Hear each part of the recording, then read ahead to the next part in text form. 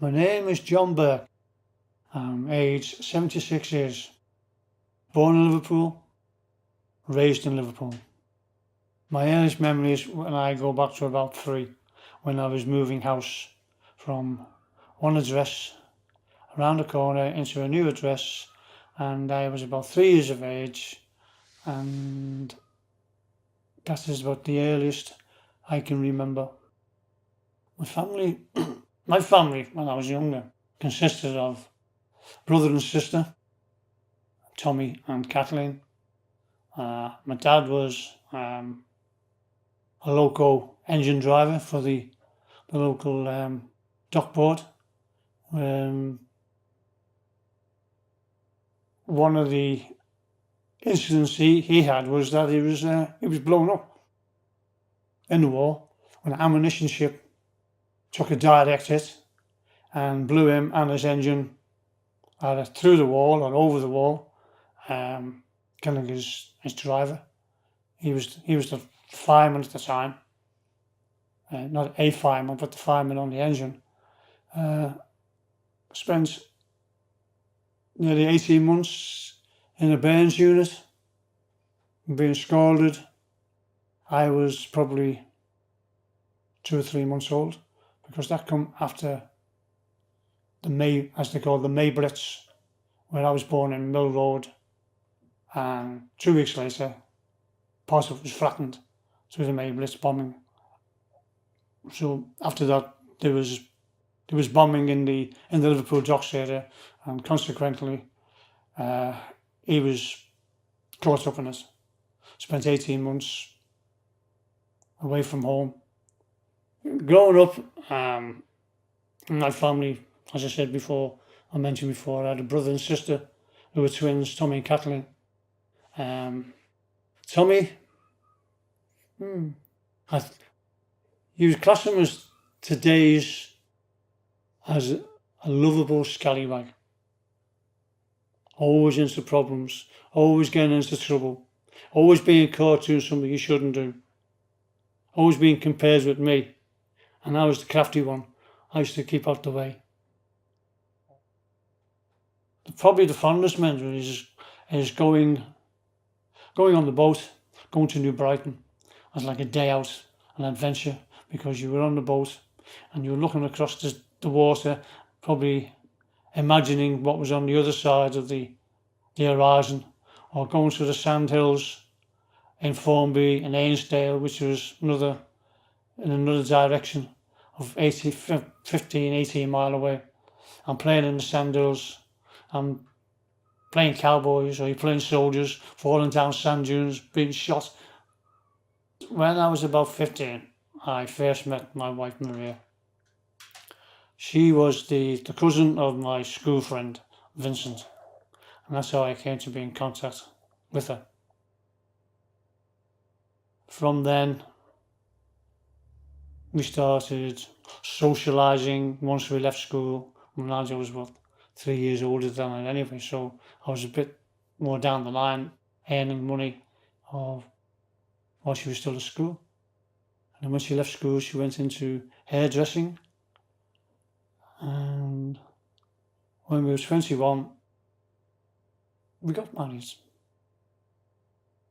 No such thing as going down on one knee. It was just one day I said, how would you like to get engaged, as a matter of fact?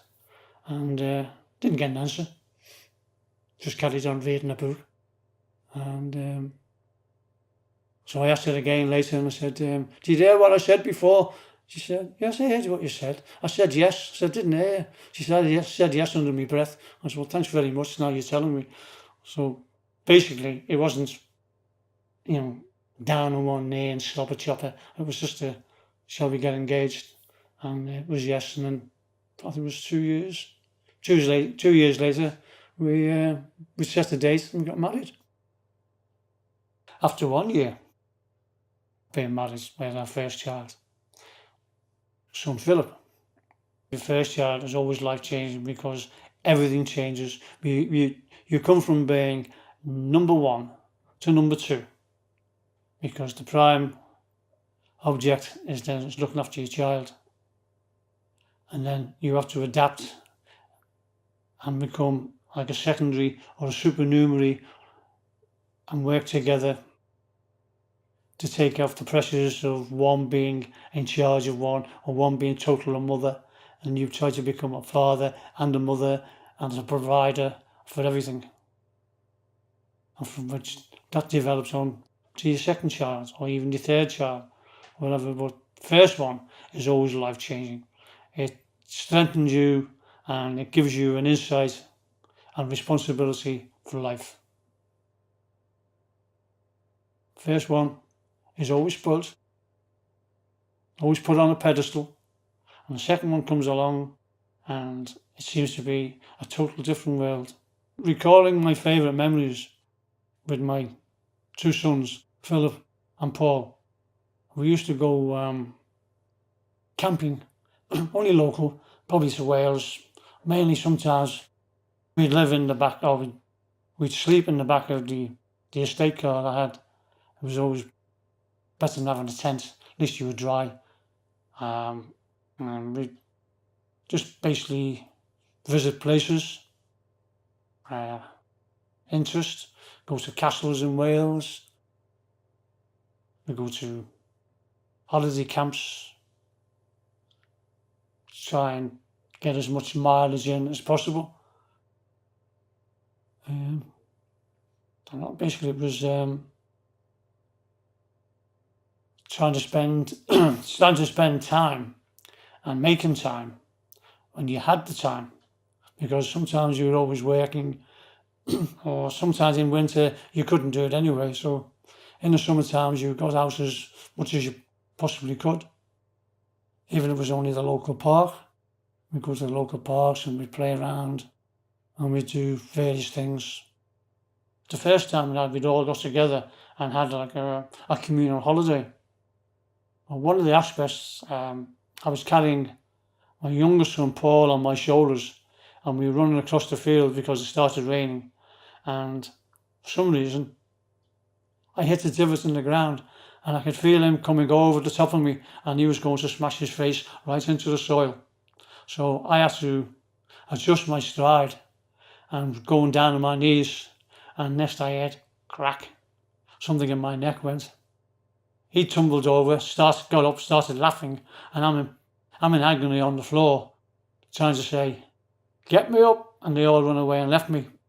And I had to go back. Obviously I'd cricked something, not broken my neck, but I'd cricked something in the back of my neck. And the next 5 days at the hotel, I was just immobilised with a big patch or a muffler around my neck, trying to keep it warm and firm. But hopefully no lasting injury until later in life. And now I'm starting to feel crick, crick, crick, crick. Could well be an after effect of it. Rheumatics are set into my neck. Thank you, Paul. Years go and start passing by. Your kids grow up and they start developing individual traits of their own. Paul was more reclusive, didn't really go out much, didn't have many friends, preferred to stay in his bedroom and play with his pet spider, which was his soulmate, until one day his mum came along and hoovered it up, and he was very upset.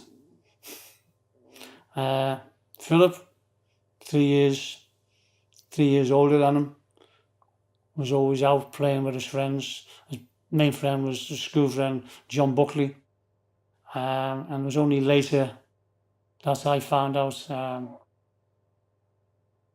when I was probably on holiday, and people would say when I come back, saying, "Oh, I seen you the other week, but you drove past me." And it was only later in life that he told me that it wasn't me that was driving, it was him that was driving, Philip. And probably that's how he learned, watching me how to drive, and then suddenly decided, "Oh, I found the keys," and took the car out. Well, I never knew anything about it. If I'd have known about it, maybe, I don't know, what would I have done? Paul, as I said, was 3 years behind him. Paul does everything by the book. Goes to driving school, learns to drive, Fella turns up at the door at 1 o'clock one day, says, Paul, or as a predetermined driving test. And the driver turns up at 1 o'clock and says, where is he? And he was at catering college. So he's sitting there, he said, he's got the driving test in 35 minutes. If he doesn't come in the next 5 minutes, it's cancelled. So the lad goes out to his car, and who's strolling down the road with all his equipment from catering college is Paul, and being told, you've got half an hour. I said, okay then, let's go. 2 hours later, he comes back with his pink certificate saying, I passed.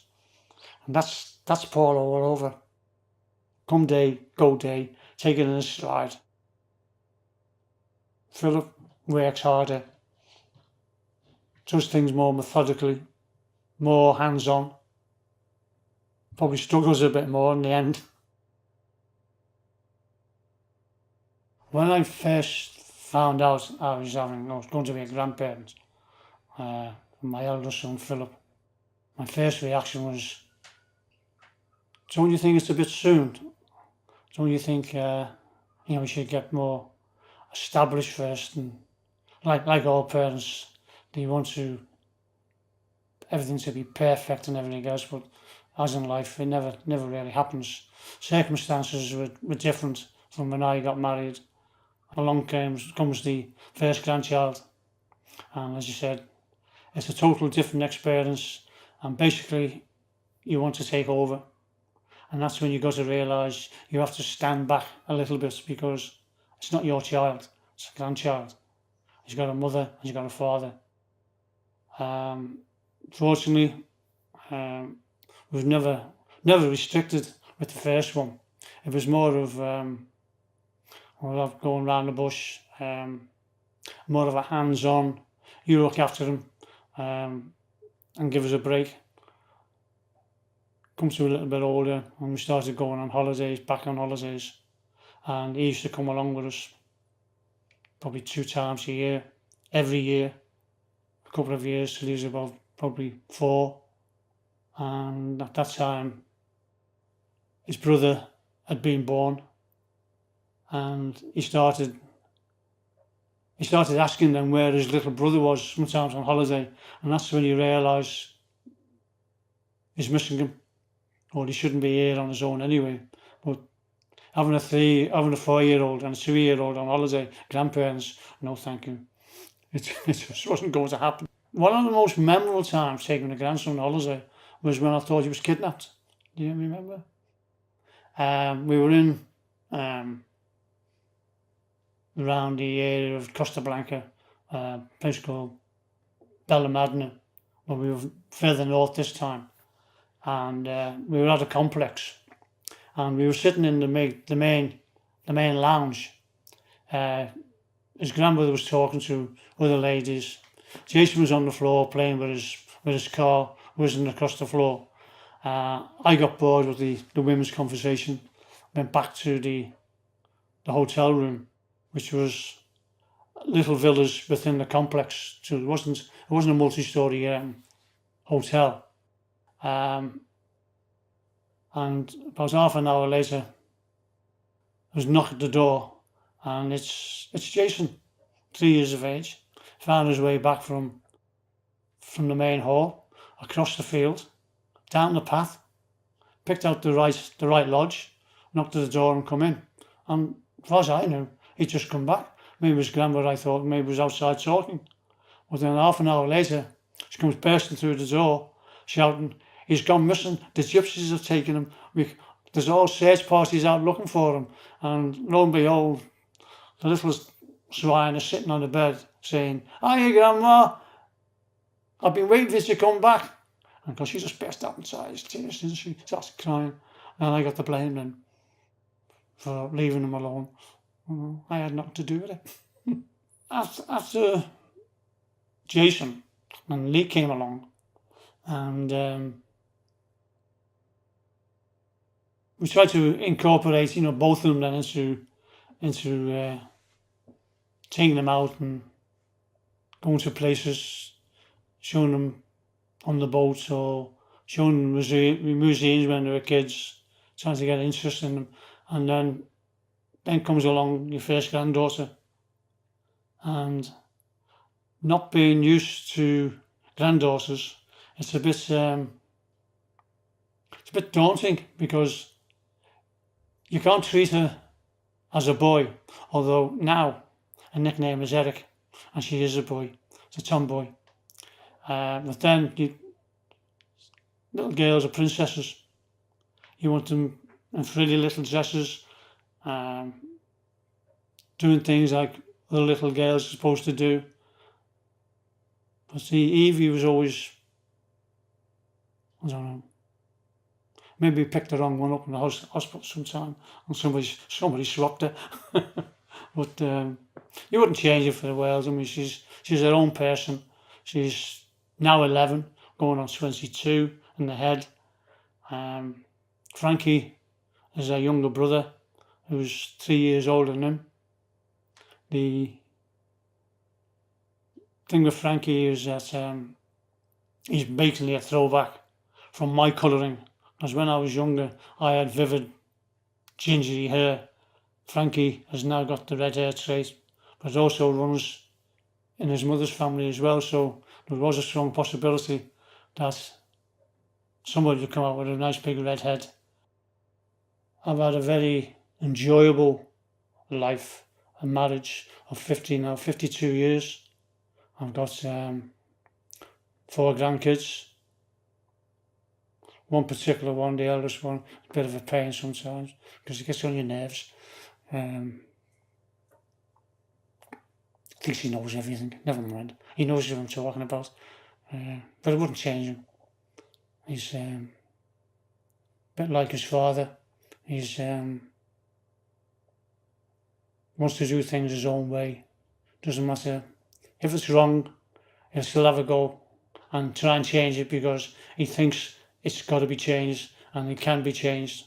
But that's life. Everybody has their own aspect of looking at things. Lee, maybe one day, who knows, might come back in the fold, which is another story. If he ever watches this one, never any animosities ever been held against him.